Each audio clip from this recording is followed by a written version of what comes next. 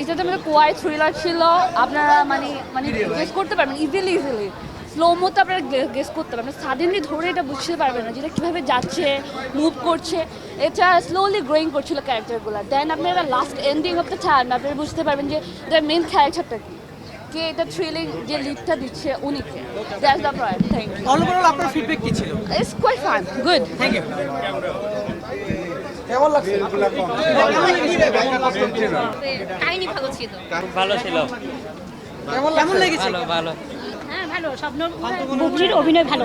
কেমন লেগেছে? কেমন লেগেছে একটু বলবেন প্লিজ।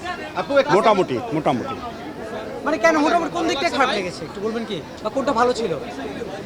অভিনয় ভালো ছিল, নায়ক এবং নায়িকা দুজনে। বুবলি তো এমনিতে চমৎকার অভিনয় করে, আজাদও ভালো অভিনয় করেছে, বাট স্টোরিটা একটু বাড়াবাড়ি মনে হয়েছে, আর ভায়োলেন্স অনেক বেশি।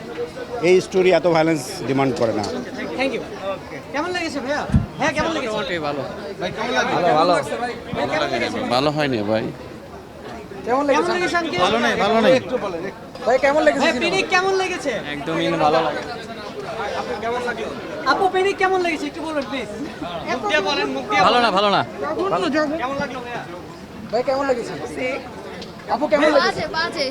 একদম একটা পাজল স্টোরি, আর কিছু না। কেমন লেগেছে? একটা পাজল স্টোরি। ভালো লাগছে, ভালো লাগছে, এদিকে আসবে। ভালো লাগছে। আপু কেমন লেগেছে? তো ভালো না। কেমন লাগছে? ভাইয়া কেমন লেগেছে? আমার কাছে মনে হয় স্টোরি লাইনটা আরো বেটার হইতে পারতো। That's it. আপু কেমন লেগেছে? কেমন লাগছে? ভালো না, খুবই বাজে, মাথার উপর দিয়ে গেছে সব। কনসেপ্টই বুঝি নাই।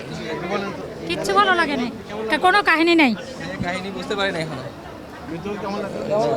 সবচেয়ে বাজে ছবিটা দেখছি।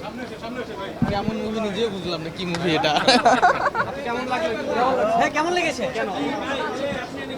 অনেক বাজে, অনেক বাজে।